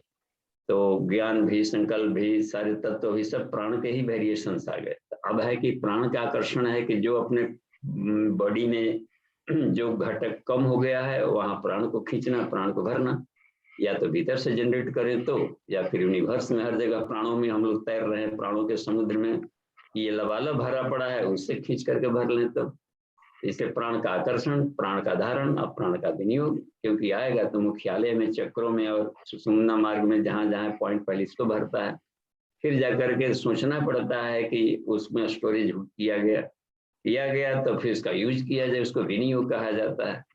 कि कान में ले जाएं कि कहाँ ले जाएं, कहाँ बॉडी पार्ट्स में रोग है वहां ले जाना, उसको गलाना डलाना और वहां से कचरों को बाहर निकालना, ये सब प्राणाकर्षण प्रक्रिया में है। और ओजस तेजस या आरोग्यता हुआ, आईक्यू लेवल हुआ, इमोशनल कोशिएंट को बढ़ाना, ये सब प्राणाकर्षण प्राणायाम में किया जाता है। तो एक तरीके से प्राणिक हीलिंग है, सेल्फ प्राणिक हीलिंग। और सोहम प्राणायाम भावनाओं का इसमें है, सीधे ये प्राण से ऊपर वाले स्तर है, सीधे आत्मा का इसमें, आत्मा और परमात्मा के दोस्ती वाला इसमें चिंतन चलता है। सोहम चिन्मात्र में वेति चिंतनम ध्यानम उच्यते। सोहम साधना को ही ध्यान कहा गया है। असली ध्यान सोहम साधना कहते हैं, क्योंकि आत्मा परमात्मा को जोड़ने वाली प्रक्रिया से सब कुछ ये हुए हैं, बिलगाव से सारी दिखते आई। वहां जहां जुड़ा गया तो अब है कि जो ईश्वर में गुण है वो गुण में हम में कितना है। जब हम ईश्वर के अंश हैं, अहम ईश्वरांशो अस्मि, तो ईश्वर वाला गुण दिख क्यों नहीं रहा है? तो दिखना चाहिए था। तो बीज रूप में भरा पड़ा है, हमने उसको पल्वित पुष्पित नहीं किया है, तो उसको करने की प्रक्रिया में रह जाता है। ईश्वर शांत है तो हम क्यों अपसेट हो जाते हैं विपरीत परिस्थितियों में? हमें भी शांत रहना चाहिए। तो वो वाला समीक्षा चलने लगती है भावनाओं का। वो अद्वितीय है, सारी शक्तियां युक्त है, और शब्दम है, हम शब्दों में उलझ जाते हैं, शब्दों में टेंशनाइज हो जाते हैं। स्पर्शम है, उसको कोई कष्ट नहीं होता है, हम थोड़े से कष्ट में बिलबिलाने लगते हैं। इसका मतलब है कि उन गुणों को विकसित नहीं किया गया है। तो आत्मिक विकास की प्रणाली इसमें रहती है। और प्राण में रहता है कि शरीर के कोई बड़ी पार्ट्स में जो 24 तत्व है अपने अपरा प्रकृति, इसके कमियों को प्राण से भरेंगे, क्योंकि प्राण से ये सारा निकला है अपरा। और जो चेतन पक्ष होता है इसमें का, आत्मा का, तो आत्मिक विकास की प्रक्रिया सोहम में की जाती है। जी बाबा जी, मतलब प्राण स्थूल शरीर की प्रक्रिया हो गई और सोहम साधना सूक्ष्म कारण शरीर की प्रक्रिया हो गई, ऐसे भी समझ सकते हैं? आत्मा की सोहम कारण शरीर भी नहीं, शरीर से परे की साधना है शरीर से। सोहम। जी बाबा जी। अब प्राण स्थूल सूक्ष्म कारण तीनों प्राण का ही खेल है, लेकिन इनका भावातीत अवस्था में ले जाता है हमें, क्योंकि वो भावनाओं से परे है, त्रिगुणातीत है ईश्वर, और हम त्रिगुणों में फंसे हैं। तो विशुद्ध रूप से आत्मा परमात्मा को जोड़ने वाली प्रक्रिया है सोहम। जी बाबा जी, प्रणाम। स्पष्ट। जी प्रणाम। जी आदित्य भैया। जी बाबू जी प्रणाम। मेरा प्रश्न है कि शब्दों से आसक्ति का मतलब क्या है और इससे अनासक्त कैसे हुआ जाए? जी धन्यवाद, आप वैज्ञानिक हैं। और शब्दों से आसक्ति का मतलब होता है कि शब्द से हम प्रभावित हो गए, अपना संतुलन खो बैठे, उसी का। कोई गाली गलौज किया तो, हमारे मान अपमान किया तो अपमान किया तो अपसेट हो गए, और थोड़ा सा मान सम्मान दे दिया तो फूल के कुप्पा हो गए। इसका मतलब है कि शब्दों के बम्बार्डिंग से हमारे पर्सनालिटी को चेंज किया जा सकता है, यानी हम में डिफॉर्मिटी लाई जा सकती है, जिसका मतलब हम शब्दों के गुलाम हैं, हम पर शब्द भारी पड़ रहे हैं, जबकि हमें शब्दों के प्रहार को बिल्कुल अपने औरा से काट देना चाहिए था। तो ये इसको निर्लिप्त कहा जाता है कि उसका असर ना पड़े, हम अपने ढंग का प्रैक्टिकल करें, लेकिन उसके साइड इफेक्ट हमको प्रभावित न करें। क्रियाएं तो हम चाहें संसार को चलाने के लिए दूसरों को विद्वान बना दें, ये कर रहे हैं, उसको योग्य बना देना ये, लेकिन अब उसमें किसी भी तरह का अपने को ईगो आ जाता है, वो आता है तो ये शब्दों से प्रभावित हो गया, क्रियाओं से प्रभावित हो गया, यानी खुद रोगी बन गया। बाबूजी इसका मतलब जैसे हम लोग म्यूजिक सुनते हैं, गाना सुनते हैं, हाँ। और किसी गाना से बहुत लगाव हो जाता है और उसको सुनने लगता है कि एकदम मूड अच्छा हो गया, दिमाग शांत हो गया, इसका मतलब कि उस सबसे आसक्ति हो गया है। जी, शब्द यानी बैसाखियां, ये मेडिसिन का काम किया है। इसका मतलब अभी भी हम रोगी हैं कि हमको शांत करने के लिए मेडिसिन की जरूरत पड़ती है, चाहे वो सॉन्ग के रूप में हो या नेचर को देखने के रूप में। बोर हो रहे हैं, बोर होने का मतलब होता है कि हम रोगी हैं। ठीक है, धन्यवाद। क्या है बोर होना? आत्मा सारा आनंद के समुद्र है, तो बोरियत कहाँ पर है? ये तो पुलकन तो संगीत कान में सुन रहे हैं तो कोई जाकर तुरंत बंद करके नोच कर फेंक दे तो भी झूमते रहे, तब ये कहलाए कि हाँ ये मस्त फकीर है। तो हमें उस स्तर का अपने को मैच्योर्ड साधक बनानी। कैसे बनाना है ये बहुत मुश्किल है। एकदम सरल है, जब बालक भी कर सकता। असल में हम लोग ऐसे माहौल में रहते नहीं, घर परिवार का माहौल कोई साथ में मिलेगा नहीं कि जो अध्यात्म की चर्चा करे या इस पर चर्चाएं हो, क्रॉस इसके बारे में जो भी मिलता है कि अपने मतलब की बात में तुम्हें सब समय निकल जाता है, तो इसलिए दिमाग बराबर उधर फंसा रहता है। जी ठीक है बाबूजी। हाँ जी ठीक है, धन्यवाद। धन्यवाद जी बाबूजी, चैट के प्रश्न ले लेते हैं जी। इसमें वीरेंद्र प्रसाद जी का प्रश्न है। भी है। अच्छा ठीक है, चैटिंग के ले लीजिए बीच में, जैसे जैसे सीरियली आता है वैसे लीजिए क्रम से। जी बाबूजी, इनमें वीरेंद्र प्रसाद जी का प्रश्न है। बाबूजी प्रणाम, संकल्प रहित प्राणायाम का कितना लाभ मिलता है? संकल्प रहित प्राणायाम में तो लाभ क्या मिलता है, जिस और सब जीव जंतु जी रहे हैं उतना प्राण आ रहा है, उतना भर काम चलाऊ मिलता है प्राण। और हवा को केवल भरा, जो हवा आ रही है, सांस में हवा जा रही है, धर्मशाला में लोग आ रहे हैं जा रहे हैं, कहना पड़ता है ना कि आइए भाई सब ठहरिए, गेस्ट आ रहे हैं, आए और जा रहे हैं, देवता लोग तो आते ही, हमें कहना पड़ता है कि ठहरी, आवाहयामी अस्थापयामी। और संकल्प रहित में अस्थापयामी नहीं होगा। ईश्वर आ रहे हैं, ईश्वर जा रहे हैं, उनको ना हमसे मतलब है ना हमको उनसे मतलब है, कहना पड़ता है अस्थापयामी, पूजयामी, ध्यायामी। ये जो जुड़ा गया है ना, तो ये यही प्राणायाम की प्रक्रिया है। ये अपने संधारण करने पड़ते हैं तो संकल्प के आधार पर, तो उसमें संकल्प की जरूरत पड़ती है। तो संकल्प एक तत्व होता है जिसमें, जिसको ईगो कहा जाता है। तो ईगो एक तत्व है, तो उसमें आत्म भाव वाला ईगो करेंगे तो मोक्ष मिलेगा, पदार्थ भाव वाला ईगो करेंगे तो उसमें तबाही में जाएंगे, फटेंगे, क्योंकि गोल गोल घूम रहे हैं ना, तो बुलबुला बन गया। अब बुलबुला तो फटेता है, और यदि हम उस आत्म भाव में रहते हैं तो वो आकाश है और उसकी कोई बाउंड्री नहीं है, तो उस हालत में वो मोक्ष पालेगा। तो हमें ये देखना है कि संकल्प किस स्तर का लेते। ये भी एक संकल्प है कि हम संकल्प लेते हैं, किसी संकल्प नहीं बंधेंगे, लेकिन वो भी एक संकल्प हुआ, तो वो संकल्प मोक्ष दे देगा। तो संकल्प फॉर द टाइमिंग होता है, किसी उद्देश्य को पूरा करने के लिए। पूरा हो गया तो खुद संकल्प, मैं संकल्प लेता हूँ कि एडमिशन लेना, रजिस्ट्रेशन कराना किसी भी कक्षा में, वो संकल्प हो गया। अब पास कर गया तो संकल्प से फ्री हो गया उस दिन। हे दशरथ, तुम्हारे पुत्रों को हमने ले गया था और योग्यता भर दिया, इसको मनुष्य से देवता बना दिया है, अब इसका संकल्प मेरा खत्म, अब लो अपना, अब संभालो, अब ये अपना जीवन जिए। जी जी, इसमें हैंड राइज है 1D कुमार करके आ रहा भाई साहब। जी भाई साहब, अपना प्रश्न पूछ सकते हैं जी, और आपके बैकग्राउंड से आवाज भी हो रही है। ओके बाबू जी प्रणाम, दिनेश जयपुर से। मेरा भी संकल्प से ही संबंधित है प्रश्न जो है। एक तो इसको किस तरह से जागृत करें, और दूसरा ये कि इसको पुष्ट कैसे करें। हाँ ठीक है, स्पष्ट थोड़ी सुनाई पड़ रही थी। अमन जी आप उसको कहें प्रश्न का सही। जी बाबू, हाँ एक बार फिर बोल सकते हैं। ओके बाबू जी, एक तो थोड़ा दूरी पर माइक रखे तो भी आज। जी बाबू जी, एक तो ये है कि संकल्प को जागृत कैसे करें, और दूसरा ये है कि उसको पुष्ट कैसे करें ताकि इधर उधर भटके नहीं।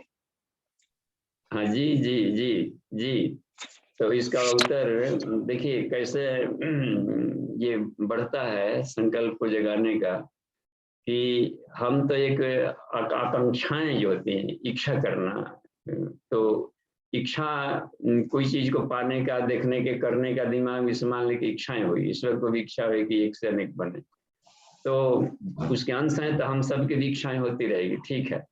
अब रह गया कि इच्छाएं तो होगी, तरह तरह की इच्छाएं बन गई, तो इच्छाओं को उठी, तो उसमें से हमारे लिए कितनी उपयोगी है अभी के लिए, और कितनी कम वैल्यू की है जो हमको जीवन में चाहिए। तो इच्छा उठी तो इसको कहते हैं आकांक्षा। तो आकांक्षा में भी जब तक से जुनून ना हो, माने खूब तीव्र आकांक्षा ना हो, तो वो रिजल्ट नहीं देता। तो आकांक्षा भी हो तो तीव्र जब होगी, तो इसका मतलब कि लपटें उठने लगी, ठीक है। उसको कहा जाता है अभिप्सा कहते हैं। संकल्प देखिए कहाँ से अंकुरण होता है, इच्छा में। और इच्छा नहीं, इतनी इच्छा इसको हो गई कि एनी हाउ फिर पाने को सोचेगा वो, एक तो होगी आकांक्षा, दूसरी बात होता है उसका निष्कर्ष क्या है। ये इच्छा हुई लेकिन इसका रिजल्ट क्या होगा, इंट्यूशन क्या होगा। इच्छाएं तो उठी लेकिन ये इच्छाएं हमें लास्ट गोल कहाँ तक ले जाएगी, तो उसको भी यदि हम साथ में मेमोरी में अपना डाल दें कि यहाँ जर्नी है और ये लास्ट हमको जाना है। एक तो ये हमारा नहीं रहता है, पढ़ रहे हैं क्या कर रहे हैं बेटे, हाँ पढ़ रहे हैं, तक पढ़ कर क्या बनोगे पता नहीं, बाद में सोचेंगे। तो इसका मतलब है कि अभी उसका जीवन पेंडुलम की तरफ है। हमें शुरू से ही निर्धारण होना है कि हमके लाइफ में क्या बनना है। तो एक तो हो गई उसके लिए इच्छा आकांक्षा, दूसरी है कि उसका निष्कर्ष, और तीसरी बात होना है उसमें बनती है बात कि उसमें क्रियान्वयन प्लानिंग। अब मान लें कि यहाँ है और वहां पहुंचना है एमए तक से, और अभी नर्सरी में है तो प्लान करना पड़ता है। मकान बनाते हैं तो प्लानिंग करना पड़ता है कि 1 साल में इतना कर लेंगे, फिर मिट्टी डाल देंगे, फिर डुलीवर बनाएंगे। तो फेज वाइज युग निर्माण योजना, तो योजना यूं ही नहीं होती, लेकिन प्लान वे में करना पड़ता है किसी चीज को। तो प्लान वे में ईश्वर सारे प्लान वे में किया है। 16 प्लानिंग के आधार पर किया, 16 कलाएं कही जाती। तो हमारी आकांक्षा, निष्कर्ष और प्लानिंग सही हो, बेहतरीन प्लानिंग डिपार्टमेंट होता है, पूरा का पूरा प्लानिंग डिपार्टमेंट, कितना ऑफिशियल उसमें लगे हुए हैं करने का, तो उसको सफलताएं मिलती है। तो 3 चीजें आ गई, आकांक्षा प्लस निष्कर्ष प्लस प्लानिंग प्लस क्रियान्वयन की शक्ति, करने के लिए उधर पड़े। तो ये मिल करके विल पावर बढ़ा देगा, प्राण शक्ति को ले आ देगा, कहीं बिल्कुल भीतर से पैदा कर देगा इतना, और वो लाइफ में कभी सफल नहीं होगा। जी धन्यवाद। जी बाबूजी, इसमें भारती दीदी का हाँ हैंड राइज है। जी दीदी। जी प्रणाम बाबूजी। जी दी प्रणाम। बाबूजी, हम जब प्राणायाम करते हैं तो कुंभक के समय संकल्प नहीं करते, मगर गायत्री मंत्र का मनन करते हैं। तो ये would it be same thing? ये एक ही बात हुई कि फिर संकल्प दूसरी तरह से करना है? हाँ जी दीदी, वहाँ हम लोग जब कुंभक अवस्था में जो भी सोच रहे होते हैं उसी को संकल्प कहते हैं। तो गायत्री मंत्र का मनन करना ठीक होता है ना, without thinking of anything else? जी जी, जो अपने को अच्छा लगे। गायत्री मंत्र अच्छा लगता है और उसके प्रति श्रद्धा है तो गायत्री मंत्र बढ़ाएगा। ओम एक ओंकार सतनाम, इस शब्दों में अपने को रमा अच्छा लगता है तो वो बढ़ाएगा। ओम नमः शिवाय, उसमें ये रहता है कि मंत्रों के अपनी श्रद्धा जहां पर है उन शब्दों का प्रयोग किया जा सकता है। जी नहीं, मगर उस समय हम उसका मीनिंग नहीं सोचते हैं मंत्र का, सिर्फ मंत्र का मनन करते हैं, तो वो ठीक होगा या फिर हमें संकल्प करना चाहिए? हाँ, इसमें 2 बातें आ रही है। जैसे मीनिंग नहीं है, ऐसे यूं ही केवल यूं ही स्मरण है, दिमाग में आ गया है, रफ्ता रिकॉर्ड की तरह चल रहा है, तो भी घाटा नहीं उसमें। उस शब्द विज्ञान के आधार पर क्या करता है कि मस्तिष्क को सत्वगुणी नेचर स्वभाव में रखेगा, इतना तो काम कर ही लेता है वो, और रजोगुण तमगुण को दबाए रखता है। उस अवस्था में हमारे रिसर्चेज अच्छे हो सकते हैं। तो अर्थ जानते हो तो, नहीं जानते हैं तो, दोनों अवस्था में गायत्री मंत्र फायदा करता है।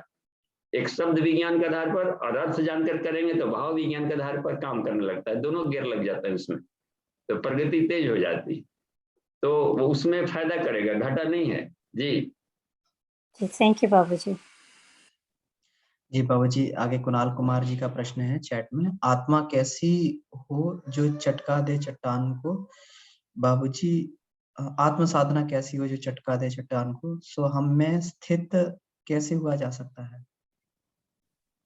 देखिए, अब इसमें अस्तित्व होने का प्रैक्टिकल लाइफ सबसे बढ़िया, अप्लाइड स्पिरिचुअल साइंस।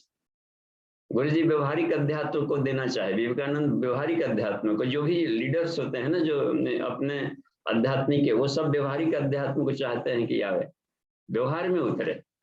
तो यदि हमारा आत्म साधना हमारा सब्जेक्ट है, आत्मा को प्रखर बनाना वाला सब्जेक्ट है, तो इसका मतलब है कि तभी भाव जगा होगा जबकि पदार्थ जगत हमको लहूलुहान किया होगा, हमको थपेड़े दिए होंगे, हमको झंझावात में हमको पस्त किया होगा, जिस दोस्त पर भरोसा किया वो विश्वासघात किया होगा।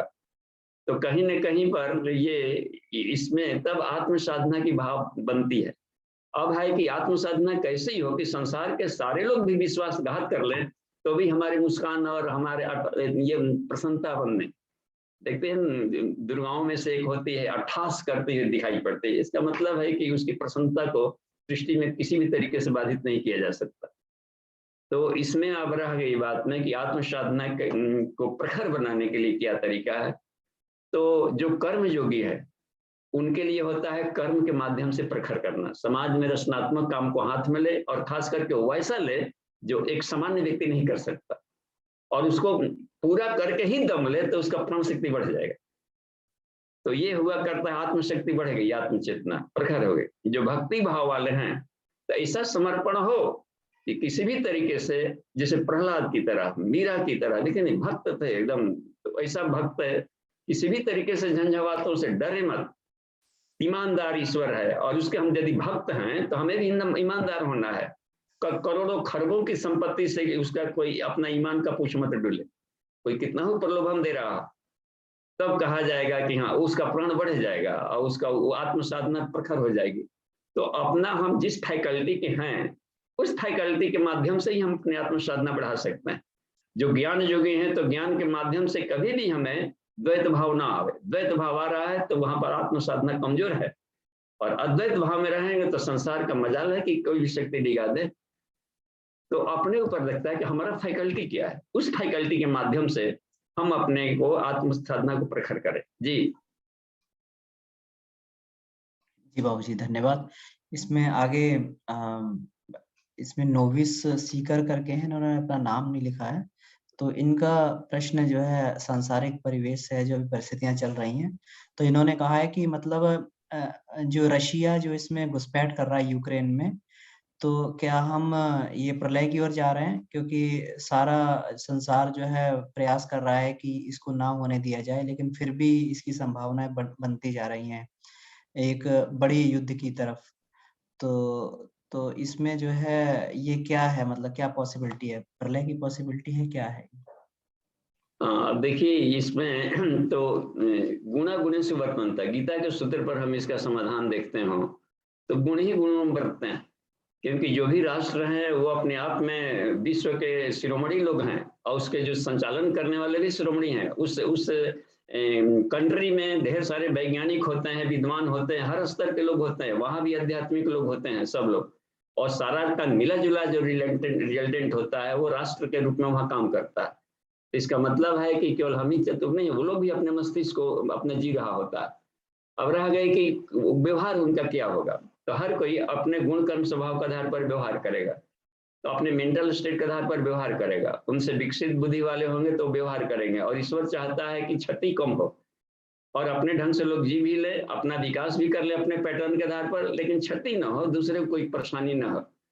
तो भारतीय जो धर्म है वो भारतीय वो भिन्न स्तर का होता है। वो शांति प्रधान स्वभाव का रखते हैं कि किसी को क्षति भी ना हो, किसी को प्रताड़ित भी ना किया जाए, और समग्र राष्ट्र विकास करे परिवार की तरह, इस वाले दर्शन के होते हैं। तो इसमें सभी लोग लगेंगे, भीगी जाएंगे और उस तरीके से सोचेंगे तो जरूर समाधान मिलेगा, तो अपने हल को लाभ लेने के लिए। तो उसमें इस फील्ड के जो अधिक जानकार हैं कि पॉलिटिकल फील्ड के हो, लेकिन जो ईश्वरीय चेतना है वो मनुष्यों के माध्यम ही बनाती है, मनुष्यों को माध्यम बनाती है। ईश्वर कभी भी नहीं चाहेगा कि इतना आसानी से प्रलय हो जाए और विस्फोट हो जाए। पूरी धरती को बनाने में ईश्वर को बहुत ये लगता है, और वैज्ञानिक लोग लगे होते हैं। तो चूंकि युग परिवर्तन की बेला चल रही है, ब्लास्टिंग चल रहा है, तो कुछ ना कुछ तो क्षति होगी, लेकिन ऐसा नहीं होने वाला है। पूज्य गुरुदेव ने कहा है भविष्यवाणी में अपने कि धरती को कोई अभी तबाह होकर के नहीं किया जा सकता है। यदि पटक भी दे लोग सारे ब्लास्ट बम को, तो सूर्य का पृथ्वी को 16 बार डस्ट में बदला जा सकता है। इतने इन दिनों परमाणु का युद्ध बन चुके हैं, उसके रख रखाव में खरबों खरबों लग रहे हैं, उसमें संपत्तियां लग रही है। तो अब यह है कि इसका क्या किया जाएगा। तो वैज्ञानिक लोग यदि आत्मिकी में प्रवेश कर गए और आएगी ईश्वरीय सत्ता, क्योंकि आकाश में कुछ भाइक्यूल्स भी घूम रहे हैं, तो ऋषि सत्ताएं उस भाइक्यूल्स का प्रयोग कर देगी इनके यंत्रों पर, और इसको बिल्कुल निष्प्रभावी कर सकते हैं। तो ईश्वर तब हाथ में लेता है अपना काम जब मनुष्यों के बलबूते बिल्कुल बाहर निकल जाए। तो वो सारी प्रक्रिया में है कि धरती नष्ट नहीं होने वाली है, इससे भी बेहतर बनेगी, लेकिन फिर भी इतनी सारी क्षतियां हो गई कि मनुष्यों को होश ठिकाने लगेंगे और बैकफुट पर आना पड़ेगा। तो वो सूरदास ने भी अपने ग्रंथ में कहा, काल बाल से वही बचाए जो हंस का ध्यान करे। आत्म साधना वाले इसमें निकल जाएंगे, और ऐसे लोग होंगे जो चाहे वैज्ञानिक हो या राष्ट्राध्यक्ष हो, उन लोगों को उनके बातों का प्रभुत्व रहेगा और वो संभालने में सफल होंगे। जी धन्यवाद। बाबू जी प्रणाम। जी प्रणाम। बाबू जी, हम लोग जो प्रयत्न करते हैं, संकल्प करते हैं और इस तरह से ईश्वर से एकात्मता प्राप्त करने की कोशिश करते हैं, तो ये हमें ऐसा हो जाता है कि हाँ ठीक है, हमको तो बहुत अच्छा लग रहा है, बहुत बढ़िया कर रहे हैं, बहुत, लेकिन ये तो एक भ्रांति भी हो सकती है ना। हम उसको कैसे टेस्ट करने का क्या तरीका है कि हम उसको समझ सकें कि हाँ हमारी कुछ सफलता हो रही है। ये तो अपना हम अदरवाइज भ्रांति की स्थिति में भी रह सकते हैं ना, तो उसको हम कैसे समझें? जी धन्यवाद। इसमें भ्रांति और अभ्रांति इसको महत्व ही नहीं देना है। देखना है कि हमको शांति और आनंद मिल रहा है कि नहीं, ठीक है। और वो शांति आनंद मिल रहा है तो वो ध्यान प्रणाली, वो खाना पीना और वो रहन सहन, वो सब बढ़िया है। और उसी को कहा जाएगा कि अपने जीवन में जो लास्ट गोल होता है कि हमें पीस मिलनी चाहिए, शांति मिलनी चाहिए। और किसी को युद्ध से शांति मिल रही हो, किसी को गाली गलौज देने से फोड़ा फुंसी निकल गया, हल्का होकर के शांति फील करता है। तो हर को लेकिन तलाश वही रहती है सबको कि हमें शांति और आनंद आए। अब रह गया कि शांति और आनंद कितना टिकाऊ है, दिन भर में कितना देर तक रुकता है। और यदि यही अखंड होने लगा तो अखंड आनंद, अब उसमें सारे शिष्यों कष्ट होंगे। तो ये हमें यदि मिल रही है, जिस मेडिटेशन में हमको गुड फील कर रहे हो, एनर्जाइज फील कर रहे हो, तो समझिए कि हमारी प्रगति चल रही है। और दिन भर में कितने समय तक उसके जो धारण, तैल धारावत जो शब्द है या वशोधारा, उसमें ब्रेक ना हो। तो पुरो देवा अनिबाधे श्याम, हे देवगण, हम लोग ब्रेकलेस आनंद को प्राप्त करें। तो ये प्रगति यही दिखी जाती है कि दिन भर में हम कितने नॉर्मल रहे, कितने हम पॉजिटिव माइंडेड रहे, कितना निषेधात्मक चिंतन में गए। यही आत्म समीक्षा करने को विज्ञान में कोर्स में कहा जाता है तत्वबोधात्मक की साधना। जी तो ठीक है बाबू खुश जी, रहा जाए। जी प्रणाम बाबू जी, थैंक यू। जी प्रणाम। जी अभी और किसी का हैंड रेस नहीं है, तो जो लोग भी अपना प्रश्न पूछना चाहते हैं आगे हैंड रेस कर सकते हैं। जी बाबू जी, एक चीज मेरा प्रश्न था कि जैसे साधक के जीवन में दोनों तरह की स्थिति आती है, गिरावट वाली स्थिति भी आती है और ऊंचा उठने की स्थिति भी आती है। तो जनरली जो है मतलब आम साधक होते हैं, उनके साथ इसी तरीके का जीवनचर्या चलती रहती है। तो ऐसी कौन सी चीज होती है जो साधक को लास्ट में जैसे सब चीजों से गिर जाए और उसको वो चीज फिर उठा के ले जाती है? ऐसा कोई लास्ट चीज जो है उसको गिरने की गति को रोक के और फिर उसको तुरंत उठाने लगती है? देखिए अमन जी, इसमें ये भी एक शाश्वत विज्ञान है। तो गीता का पहले ही अध्याय में इसका समाधान मिलता है और इसका नाम है विषाद योग। तो डिप्रेशन भी हमें पॉजिटिव माइंड ले आता है। तो डिप्रेशन में भी जाना घाटे की चीज नहीं होता है, यहाँ कुछ भी घाटे का चीज नहीं है। तो जो गिरावट आई तो जिसमें कहीं कहीं एक वाक्य अच्छा मिलता है कि failures are the pillars of success, मिलता है कि फेल होना ही सफलता के लिए आधार बना है। तो हमें तो निराश नहीं होनी है, क्योंकि गिरना क्या है, जब ऊपर भी ईश्वर है, नीचे भी ईश्वर है, बाएं भी तब कहाँ गिरेगा, भी किधर फेंका गया। और नीचे भी गिरे तो ईश्वर की गोद में है, ऊपर भी चढ़े तो ईश्वर में है, बाएं भी लुढ़क रहे हैं। तो जब चारों तरफ है सर्वगंग, तो उसमें अब गिरना कहाँ है। तो दिमाग में मान लेते हम लोग गिर गए तो गिर गए, दिमाग में मान लेते उठ गए तो उठे। यहाँ पर कोई मुमुक्षु नहीं है, कोई साधक नहीं है, कोई सिद्धि नहीं है। तो वो अपना मेंटल स्टेट में ही केवल कल्पनाओं के दुनिया में अपने आप को निराश हताश ये करके अब उदास हो रहा है, चल रहा है, उठ रहा है। जी तो अब उसमें ज्ञानान्मुक्ति बस। तो ऐसे लोगों के बीच में हम रहें जहाँ की इस तरह के अनुभवी दोस्त मिले तो उसका जर्नी बढ़िया रहता है। जी जी बाबूजी धन्यवाद। तो क्लियर हो गया इसमें कि ज्ञान के संपर्क में रहना बहुत आवश्यक है, चाहे किसी भी स्थिति में रहें, हाँ ताकि विषाद भी तभी होगा जब ज्ञान होगा, क्योंकि एक्टिविटी तभी गलत सही समझ में आएंगी कि जब ज्ञान होगा। जी जी जी जी धन्यवाद आत्मज्ञान बाबूजी। जिसको कहा जाता है। जी जी जी जी हरिकेश जी, आप देखिए, अपना प्रश्न पूछ सकते हैं। जी हाँ 2 हैंड रेज है। जी जी हाँ बाबूजी प्रणाम। जी प्रणाम। कहाँ से? मैं हरिकेश आजमगढ़ से बोल रहा हूँ। हाँ जी प्रणाम। क्या है? हाँ बाबूजी, जैसे कोई साधना करनी है तो उसको कैसे पता चलता है कि हम सही रास्ते पर हैं या गलत रास्ते पर हैं? वो अपना मूल्यांकन कैसे करें? गुड फील से। जी भैया, गुड फील, यदि गुड फील हो रहा है और प्रगति दिख रही है उसमें, जी तो समझिए कि सही दिशा में चल रहा है। फीलिंग भीतर में चूंकि इतना अधिक है, सारा संसार एक लयात्मक गति से चलता है। लय थोड़ा सा भी सुर ताल गबड़ाता है तो थोड़ा सा भीतर से कैसा कैसा तो लगता है। तो अपने आप को ही समझना जरूरी होता है कि हमारा सेल्फ कॉन्शियस कैसा आवाज निकाल रहा है। अपने को सम्मान, उसकी आवाज सुनने पर, वो भीतर गुरु बैठा हुआ है, वो भीतर ही, जिस दिन उसकी आवाज सुनने लगेंगे हम लोग, तो बाहर के गुरु को जरूरत नहीं पड़ती है। तो उसमें हम अपने आप को देखें कि अंतरात्मा की आवाज क्या निकलती है, वो कैसा फील कर रहा है, तो उसका सम्मान देंगे तो अच्छी बात है। और वो संकेत करते रहता है कि नहीं कुछ गलत हो जाता है तो खटपट अपने ही को कुछ अटपटा लगता है दिन भर में उसमें। तो उसके आधार पर अपने आप को गति देते चलें तो हमेशा गाइडलाइन भीतर से मिलते रहता है और लाभ लेते रहें। और जी यही होता है, अपनी प्रगति देख करके सेल्फ मूल्यांकन करना पड़ता है कि हम जिस दिशा में जा रहे थे तो प्रगति हुई कि नहीं, बस। और प्रगति नहीं हुई तो नीचे तो नहीं गिरे, तो भी प्रगति मानी जाती। नीचे नहीं गिरना भी, जबकि समाज में सब लोग भाग रहे हैं, भागो भाग चल रहे, इसमें भी कोई अपने आप को रोक ले, अस्थिर भी बना ले, तो भी साधक है वो। और जब रुक गए तब जाकर देखा जाता है कि एक स्टेप आगे बढ़े। जी जी पद्मा दीदी। प्रणाम बाबूजी, जय गुरुदेव। जी बाबूजी, प्रणाम। ये जो अभी प्रश्न उठा था रशिया और यूक्रेन का, तो इसमें जो विस्फोटक पहले से बनाए हुए हैं, तो इनका रूपांतरण के रूप में हम कैसे समझे? गुड यूज इनका कैसे किया जा सकता है?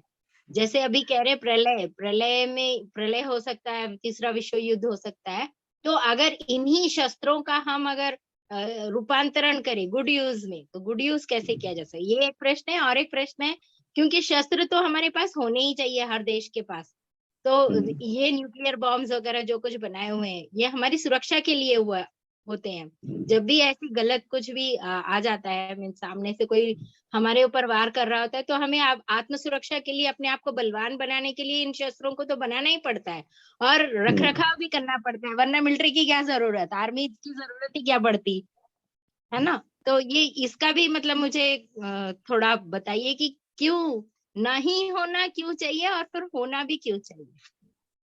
जी धन्यवाद। गुरुदेव के साहित्य के आधार पर हम बता पाएंगे, और उनका जो युग ऋषि हैं तो उनका जरूरी है कि दूरदर्शिता हैं। कुछ गुरुदेव ने बताया है इसमें कि जो एक जगह उनके लेख पढ़ते समय मिला कि ये जो एटम बम और परमाणु आयुध बन गए हैं, इसका कहाँ यूज किया जाएगा, क्योंकि यूज तो हमने विस्फोट करने में तो बताया कि वैज्ञानिक लोग जो रिसर्च स्कॉलर में जाएंगे तो अगले दिन ऐसा फार्मूला प्राप्त कर सकता है जो कि समुद्र के खारे पानी को मीठा बनाया जा सके। तो यदि उसमें खास टेक्निक्स और खास साइंस वो मिल जाएगा क्लू, क्योंकि इसमें केमिस्ट्री में होता है कि एक रसायन को दूसरे रसायन में बदला जा सकता है, प्राण का रूपांतरण, तो उसमें समुद्र में पटक करके खारे पानी को मीठा बना देगा लोग, तो उसमें जरूरत पड़ जाएगी। तो हर चीज का उन्होंने दे दिया है, हल दे दिया है। पूज्य गुरुदेव के साहित्य वांग में पढ़ते जाएंगे तो हर एक का हल मिलेगा। एक राष्ट्र होगा, एक सैनिक होगा पूरे विश्व में, एक भाषा, एक राष्ट्र, तो एक ही सैनिक रहेगा तो हर कंट्री को अलग अलग पैसे खर्च नहीं करने पड़ेंगे और एक समग्रता से इसका काम चलता रहेगा। जी धन्यवाद, समय हो गया है, शांति पाठ कर लेते हैं। जी प्रणाम, धन्यवाद बाबू।